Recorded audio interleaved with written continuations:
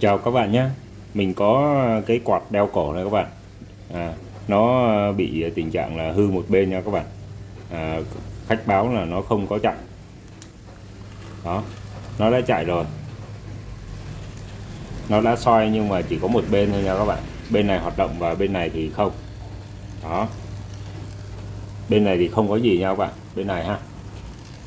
Rồi mình sẽ tháo kiểm tra luôn nha các bạn.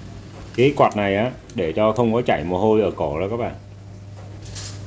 Như vậy là bên này chạy ha, và bên này không. Mình tiến hành mở ra thôi. Này, mấy bạn mà làm văn phòng hoặc là học sinh đó các bạn, thì cũng hay sử dụng cái quạt này ha.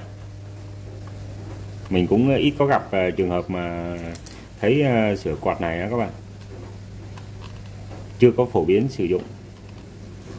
Các bạn tháo hàn ốc này, mở phần này ra. Mình nghĩ chắc đứt dây hay gì đó thôi.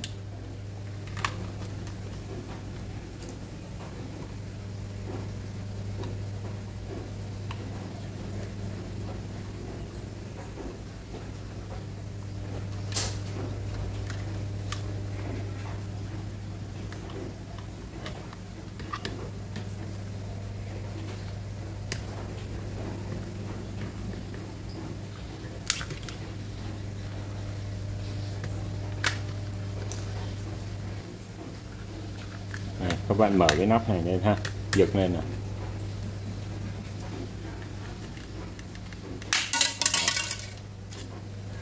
Như vậy, giật lên. Ở đây thì nó có cái dây này để mình có thể co giãn được ha.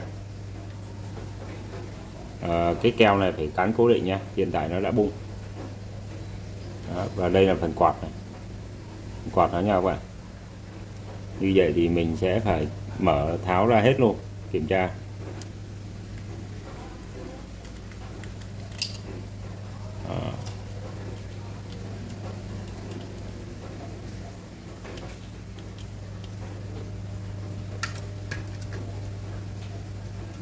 Đây, nó như thế này thôi.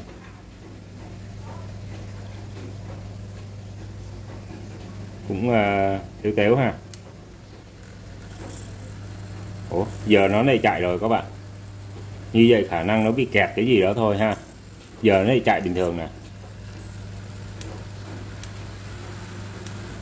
Nó có 4 số nha các bạn. Rồi, bây giờ nó này chạy rồi. Như vậy khả năng bị chạm đứt dây gì đó ở đây thôi. Wow, mình không nghĩ cái ban này dễ vậy luôn ha. Cái nguyên nhân sao mà nó không quay bên này rồi nha các bạn. Cái dây này nè, cái dây điện phía trong này các bạn ha, nó bung lên. Nó bung lên, nó kẹt vào cánh quạt. Nó làm cho cánh này, ví dụ bây giờ mình kéo lên nè, nó đứng luôn nè. Đó ha, mình sẽ phải đổ keo nha các bạn. Đổ keo để cho nó cố định cái dây ở đây ha. Rất đơn giản ha. Rồi như vậy là nó chỉ bị kẹt cái dây này thôi nha các bạn. Do cái dây điện nên nó đụng vô cái cánh quạt này ha. Rất đơn giản luôn. Rồi mình sẽ đi keo. Đó.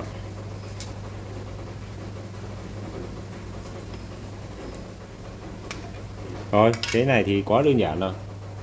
Mình sẽ sử dụng cao nến luôn nha các bạn, cho nó tiện.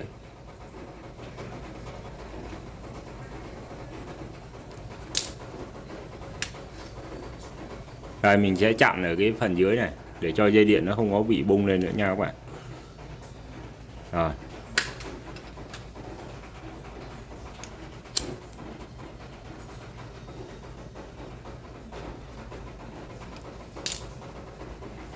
Phần này các bạn dán vô luôn.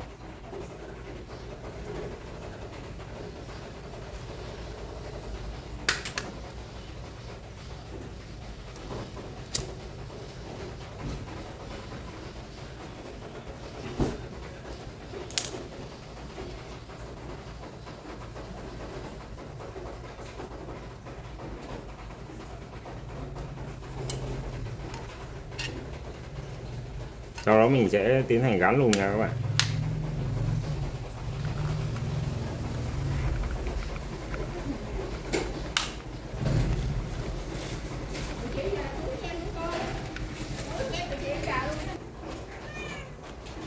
Rồi xong thì mình tiến hành vặn ốc nha các bạn.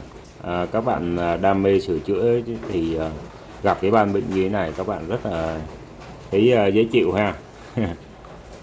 à, chỉ có cần đam mê thôi các bạn, mình sẽ khắc phục và sửa chữa được ha. Bây giờ mình sẽ mở thử nha các bạn. Ở đây nó cũng đã quay bình thường đó.